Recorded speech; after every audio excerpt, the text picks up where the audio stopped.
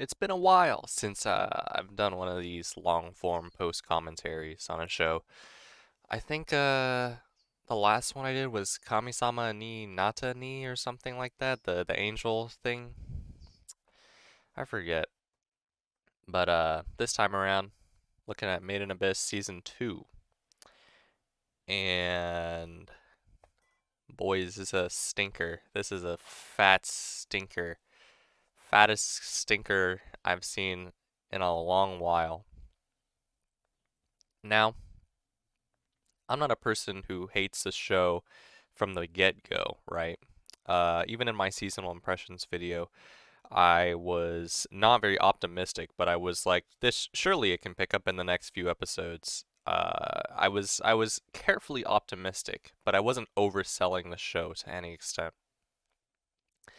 And to my disdain, it did not get better at all. It just did not get better at any point in the entire series. It did not get better. All right.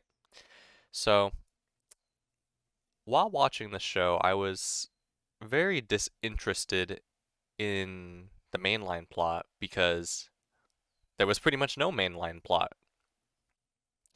I swear to you on this is that most of the show takes place in the past, which, if you know me, I do not like flashbacks, but they can be done in a way that is entertaining. But the way they are done in this show is just not entertaining.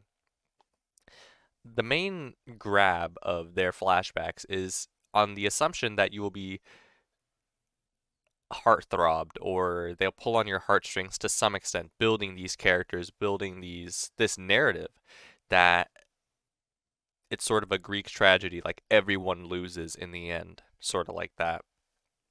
Whereas I don't really see it as such. I see it more as like they're boring you to death with all these non-specific details about the world. And it's just a lot of dialogue, like an absurd amount of talking. Like there are no scenes pretty much where I'm like, yeah, the music's flowing. I'm really getting this evocative sense of world tension, like everything's collapsing on itself, and like it's just not happening in the real world and in these flashbacks. There's no real tension because you're just so bored with the concept of little girl gets turned into giant monstrosity that it's just mind-numbing to even watch at this point. Now, the way I watched this show was pretty much just like on and off. I didn't watch it week back to back, week to week. But I still have a pretty good memory of what happens in the previous episodes. But I went through every single episode and wrote notes on every single episode. So I'll just start from that point. Um, and if you didn't see my seasonal anime impressions video, I will just tell you what I thought about episode 1 again. So, in episode 1, the first 10 minutes is a snooze fest, and then they start talking talking about ideas in this flashback sequence because again, most of the show takes place in flashbacks, but in these flashbacks, their monologues and their expositional dialogue is all trying to convey this sense of, oh, we're talking about a greater idea, or we're talking about some idea that you can grasp onto. Like in this first episode, what is beauty? And to that extent, they don't really explore this idea a lot through the visual elements or through the dialogue enough to be like, yeah, I walked away from that episode with a new sense of this idea of what is beauty. No, you don't walk away from this sense because all the dialogue is just really throwaway. You would not be quoting this if you were talking to a friend. Like a movie like Pulp Fiction, where you have a scene like the apartment scene, hamburgers. You know, I'll quote that or this is a tasty burger. You're not quoting any of this from Made in Abyss. You're just not. I've watched a couple reviews of like some the people that do episode reviews like right after they watch it and like it's a sort of a really mundane type of review, but they're like sort of going over like all these ideas, quote unquote. And I just don't get it. I just don't get what they're talking about at all. I mean, you can look it up too. There's like plenty of episode reviews that are up by a bunch of people. I just don't get it.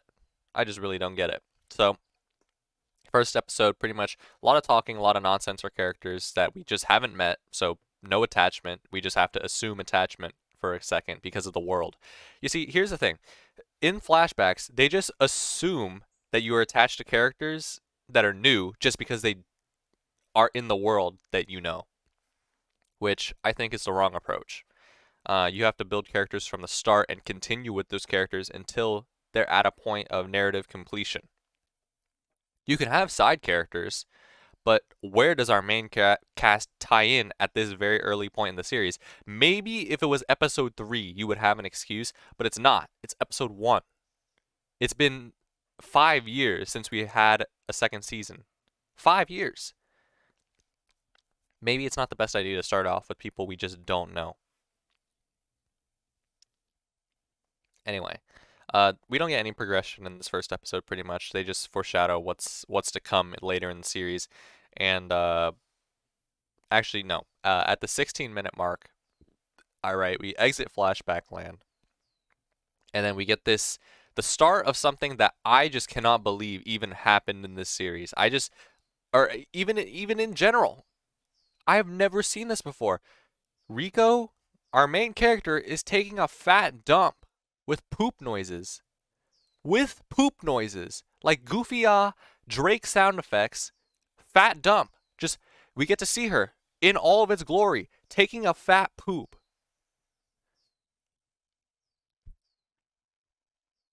Hello? Are we serious with this? I I was astounded. It was like I was watching something that I'd never seen before. It was like an actual like Trojan horse, like, oh my god, out of nowhere. And that was the entire episode. That was literally the entire episode. The flashback and then Rico pooping. That was the entire episode. Oh my lord. Okay. Episode 2. A lot of talking, a lot of nothing. Uh Choice of music with the main theme at the midway point was forced and weird. Not a strong start. Not much to say in the second episode. Nothing happened in that episode either. But there's also this pattern of them using the main theme, the main Made in Abyss theme, at just strange points. I know most people aren't paying attention to this, but I pay attention to sometimes, you know, soundtrack elements, placement of these songs, and that was a problem I had in Cyberpunk, is that they just play songs throughout the entire show. There's not a moment of solace in the show that's like, yeah, guys, let this sink in, or let this like atmosphere or whatever. It's just always blaring EDM or like blaring sounds throughout the entire show. Okay, whatever, right? Maybe this is just a fluke. At this point, I'm still on the optimistic side, but it's not a strong start. Episode 3. Now we get to the start of where I'm getting annoyed. The second time Rico takes a poop for comedic relief, and then the episode is just talking. The entire episode is talking. Maybe once, maybe I can excuse the one time, but the second time, no. This is a pattern. This is a pattern we're seeing right here of Rico and other characters taking a poop with sounds. It's not just a throwaway. Sounds. Poop sounds. Let's go. Next episode, episode 4. We finally get some history of Reg. Could be interesting, right? Characterization. Yada yada. And get this, ladies and gentlemen. Ladies and gentlemen. Rico takes another poop with noises. Why are we still doing this? Why are we still doing this? She's taking a poop again.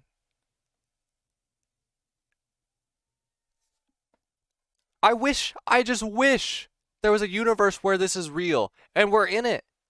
We're in that universe. She's taking another poop. Is this some hidden theme that I'm missing? Tell me this is a hidden theme I'm missing. The avant-gardeness of poop. I'm starstruck. And near the end of the episode, we get like maybe like 10 drops of progression, but that's it. There's nothing. It's all talking.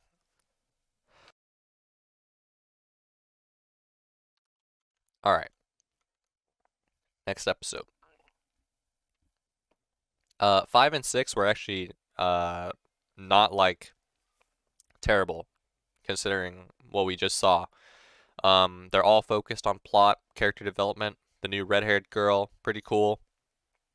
But the main problem I had with the character Vueko, or I don't know how to pronounce her name, but let's just call her Vueko. My main problem was that she's a whisper character. I'm not too fond of whisper characters because they're whispering, and it's really annoying after a while when they talk like this. So, I was in the club sipping on some bub. Bottle full of bub. It's your birthday. We gon' party like it's your birthday. Oh, I poop my pants like it's your birthday. Like, hello? No one wants to hear that. I mean, maybe some people might want to, but it's just not entertaining. Whisper character, really? Her character design is fine for the time being, but like whatever.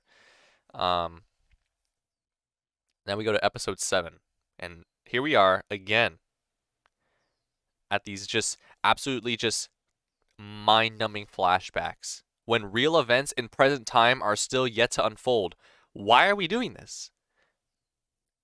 Is it so imperative that I see this flashback, or I just will not be able to understand the present time plot at all? I think through the use of what is called a brain, I think I can piece together what happened to the characters in their past with, I don't know, this thing I learned in 2nd grade, context clues. Hello? Maybe not 2nd grade, maybe like 1st grade. But how about that? Context clues. And when the kid starts crying, well, I think his name is, or her name is Iramui or something like that. When the kid starts crying about not being able to have kids, I just could not believe my eyes that these children are having a nuanced discussion about the morality of their existence and the prospect of not being able to reproduce. That is just not a common topic for them. Hello? I just don't get it. In what universe are kids talking about this stuff? The morality of my existence. Am I able to reproduce? She's like literally 3 years old. Anybody who swears by this show, explain to me. No matter how dire the circumstances, no matter how dramatic the circumstances, what child at this age is thinking about this stuff? It's just not possible. Their dialogue is just completely focused on this just absolutely asinine idea that they would even be talking about this stuff. It's just not possible. Like, I just don't get it. So, the entire episode is steeped in this heavy drama. Heavy. It's like just so heavy with internal monologue. It's just so boring. Why does it have to be this way? They go from internal monologue to regular monologue, which I don't really get because it's just talking either way. Like, first you have Waco moaning on for 10 minutes, and then you have the other characters moaning on for 10 minutes. It's just so boring. It's just like a moment where you're like, ain't nothing but a mistake. Tell me why. Ain't nothing but a heartbreak. Tell me why. Oh, and get this. Get this, ladies and gentlemen. Ladies and gentlemen. Diarrhea. We've evolved past the pooping. Hold on, there's a plane crossing over at the moment. Ladies and gentlemen, diarrhea. We evolved. We're taking poops and we're getting diarrhea now. Thank God. I almost thought this idea couldn't get any better, but the characters start having diarrhea. Episode 8. The episode starts in real time. Ladies and gentlemen, modern miracle for man. We start in real time, fooling the viewer into thinking we will actually cover present events. Then, like 5 minutes after we start in present time, we go to flashback land again. And it's just cry porn. Just incredible pacing. It's just so boring. Who thought of this? Who thought of this? Let's start in present time and then immediately go to flashbacks. What's the point? We just had the last episode was just a whole flashback sequence. Well, there is some ideas here, which I'd like to discuss at this time. Why is every child character seen naked or like almost naked? I don't really get that motif. If it's really a motif. So, Voiko, Irumyuui, and Faputa are like bare naked for this entire show. They're just naked in one way or the other. Maybe it's this idea of childhood innocence being stripped away by some entity out of their control, like adults who to my knowledge are fully clothed and normal. Or maybe it's just some ideological entity that is present. But for the life of me, I don't really get the whole look, guys. I don't get it.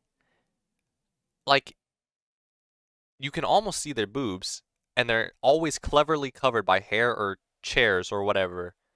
But why even do that in the first place? Why even make them naked? Was it really this like Herculean trial to put like even rags on them or loincloth? Was it really that difficult? I don't really get the decision to do that, right? This whole naked thing, it doesn't really enhance the viewer's perception of events or the characters. Like, why are we doing this? Like, when someone looks at the character, right, are they really astounded that it's like such a dire situation for them that they can't afford clothes?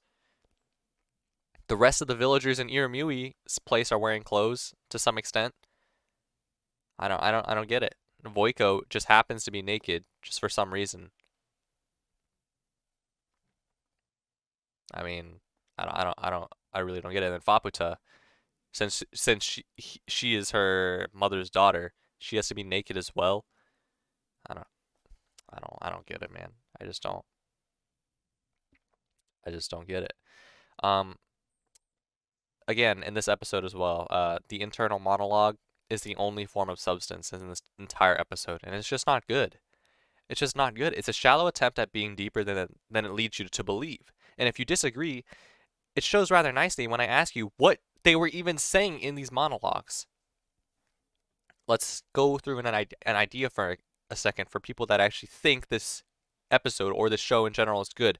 Irumyuui was talking about deepest desires, wishes, and whatnot. And if you can't talk about it off the top of your head, what is so deep and stylistic about her wordplay or ideas, it's rather clear to see it didn't land. It didn't land with anyone. Because no idea she has said is interesting. They're just not interesting. No kid is talking about this one, but that's more of a, I guess, logical element. But even if you want to analyze her ideas, this whole idea that deepest desires and wishes, these like metaphorical she's discussing, they're not interesting at all. Tell me what's interesting about that. There's nothing interesting. And then they have the gall to play the main theme, as if Irumyui's catharsis was the biggest and most legendary catharsis of all time. This is some next level bull. This is some next level bull. I cannot believe this is years in the making. It's just incredible the lifetime of effort this show probably took to get greenlit. And it still blows. It blows fat chunks all over my face. They're taking a dump, not a metaphorical dump, a real dump all over my face. And that's a metaphor in the show. I can't argue with that. It took us 8 episodes still doing diarrhea and poop. All right. Episode 9. I cannot deny the jump in quality from impossible to watch or take seriously to almost interesting. This episode wasn't abysmal, but it still fails to capture viewer attention by taking every awesome moment away from the action and the dialogue. Or from the action to the dialogue is what I meant to say. Mostly relegated to shouting names or meaningless throwaway lines. This should have been the episode, caps, all caps, the episode to show the animation chops and gorgeous design work we saw in season 1. And, to an extent, the movie. The movie was pretty good. But this episode just was not it. Reg fighting Big Vagina Monster was over in a second, and the final supposed to be cathartic revenge of Faputa is just freeze-framed, and we cut to some more dialogue. Hello? I don't know if I'm misinterpreting this, but her entire existence is placated on killing everybody ruthlessly and getting revenge for her mother.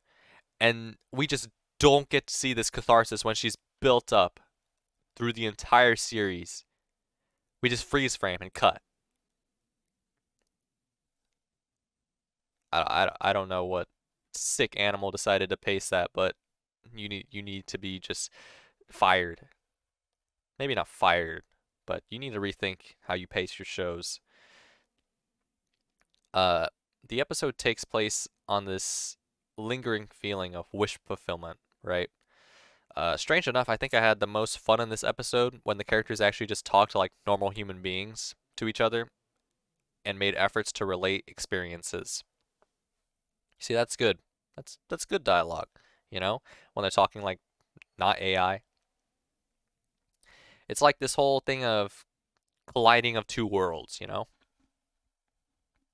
But this whole idea of revenge for Faputa needed desperately to be fulfilled by the show in some way. Because that's the entire character to us. Like, at this point, we know nothing about her. And her only eternal wish is to punish the wrongdoers. And it's just cut from this episode. Why? I couldn't tell you. Next episode. Episode 10.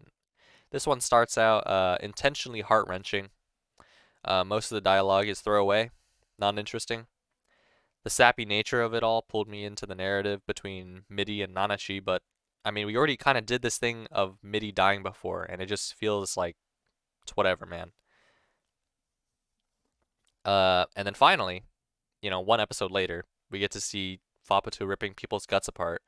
But at this time, I really don't care because the cathartic tension is gone. It's gone. The tension is just gone. It's a bunch of quick shots where everything is moving so fast you can't tell if it's good or bad animation. Personally, I think it's a bad direction. It's bad direction rather than bad animation. But I think the argument could be made that these scenes didn't look too all impressive in the production side as well. The movie looked way more competent. Way more.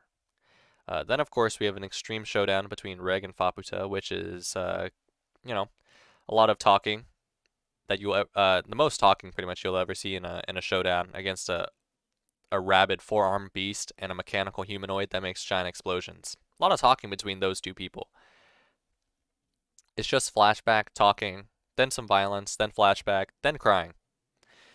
Wah, wah! Talk, talk, talk! Where are the hoes? At least give me some hoes. If you're going to do this, give me some hoes. Okay? And after that whole billion years of flashback, she still ends up beating his ass at the end of the episode. Hello? Hello? We try? Episode 11. It really is just astounding that every single conflicting high-tension moment is just ruined with cutaways or flashbacks at the time that I would be seeing Faputa rip apart Belaf like a rag doll. But who am I to question the genius of this show? I actually really wanted to see Faputa's mom flashbacks. It was so awesome. Like, can you imagine a situation where the talking just stopped for a second and we could actually just process the dialogue one scene at a time? Is that too much to ask? Am I asking a Herculean trial? This episode in particular is the worst offender in the series in terms of slideshow presentations. A lot of the shots, just all talking and still frame pan shots. A lot of that. Episode 12, the finale. This is where you would really try hard. By the end of the series, you could still even salvage something with the finale because they made it like 45 minutes long. They made it a double episode sort of. And usually there are very few shows that can actually do something with this. If you want to know a show that could do something with a really long double episode, Rakugo Shinju, first episode, really good for a double episode. It's probably my favorite double episode of all time. But this is just pathetic. Like, they did nothing with this at all. They even cranked out the flashbacks for this episode. At the very beginning. Could you believe it? The finale. The finale where present events are currently taking place. The entire world is falling apart, basically, and they kick it off with the flashbacks. Awesome. Great way. Great way to kick it off. I waited 5 years for this. I definitely care about what happened to the robot Gabu. Yeah, that really was a heart-wrenching moment. The robot that everyone just like, this is a novel character. This guy was so integral to the part of this to the story that I just cannot live without seeing how he actually came to be. I really want to meet a fan who cares about these details, so I can ask them to recite any lines of dialogue from these stupid garbage monologues that no one cares about. It's the robot that hangs around Faputa. Who cares? It's the robot. Like, oh my god. Like, oh my god.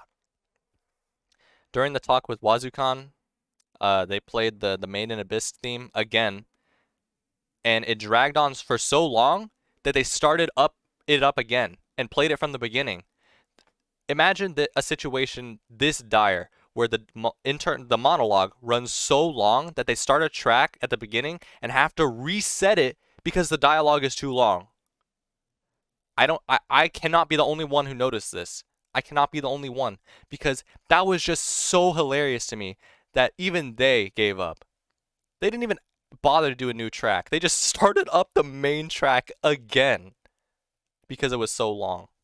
Tell me this is a good show. I want you to tell me it's a good show because it's not. It's just you cannot argue this. They're not trying. That is just not a moment where they're trying. Please tell me. You saw this. These people making these episode reviews, analyzing every single minute detail, could not have noticed this. I heavily doubt it. They just had to have noticed this. I hate the show and I don't even know, and I noticed this. All right. Again, let's try to calm ourselves here. Continue here. Voiko, such a drama queen. Yawn Fest character. She started off pretty alright, but then she just turned into a Yawn Fest. Because she turns into this archetype again with a lot of the characters that just look up to Riko for some reason. They have no other motivation in life but to look up to Riko as their sole role model for no reason, just because she's like the most optimistic person in dire situations. But I feel like that just devolves her character a lot because even in like life-threatening situations, she's like happy about the situation. She's like, I'm glad we had this adventure. When it's in all honesty, like it should leave her like slightly traumatized, or at least some form of fear on her face, because she doesn't look like she's fearful this entire show. Think back to a moment where Reg is getting his like belly button like extracted or like juices from his belly button extracted in the third movie. Facial expressions usually go a long way in this. Rico doesn't have a lot of facial expressions in this show. She's not fearful. She's mostly just happy and indifferent. Or maybe oblivious is the correct word. You know? And then slideshows, of course. Uh, you gotta hit us with the slideshows in the finale. The flashback, and let me correct myself. The flashback slideshows in the finale. That's really just a brilliant choice. Uh, and then the final 15 minutes of the final episode are pretty competent, but they're not good. There's little flashbacks at this last stretch of minutes, but pretty much they wrap it up with Reg giving a cringy speech to Faputa, and then we're pretty much done with the season. Does anyone really know why Reg even cares about Faputa at this point? I don't know how he made such a, ingenious attachment to her character that quick, but I don't know. Who am I to say anything? Faputa ends her arc, still being the really annoying character she was in the beginning. And her arc is what? She's neutral, then she's mad, then she's not mad. Okay, great arc. I can't wait some of the Faputa character analysis videos and just fall asleep to the just terrible points someone is making to cope with her having any semblance of interest. Because she got like pretty much the most screen time out of anyone in this entire show. And she was extremely underwhelming for that screen time. As well as pretty much every character in the show, but obviously she was the main focus of this entire show. You could have done a lot with the dynamic of Faputa being the sole dynasty of her mistreated mother and learning to not being angry like the Hulk, but that's her entire character. She's just the Hulk, ladies and gentlemen. She's angry, then she's not angry. I just cannot believe how terrible a show this is. It's almost a talent to make a great product horrible like this. I just don't get it. I just don't get it. I think Kendrick Lamar could have done a better job with Made in Abyss Season 2, in my honest opinion. Kendrick Lamar would have released Damn 2 with this, and I would have been a lot more proud. But that's about it. I hope you have a swell whatever day you're watching this, and stay safe. Stay safe from the ear bleeding and the tear jerking material that is within Made in Abyss. I was crying tears by the end of the show. It was so beautiful. It was something of a modern miracle, in my opinion. A modern miracle. I probably could have hired like 3 hookers and went at it for 7 hours instead of watching Made in Abyss, and I would have had a better time. It's over. It's literally just over.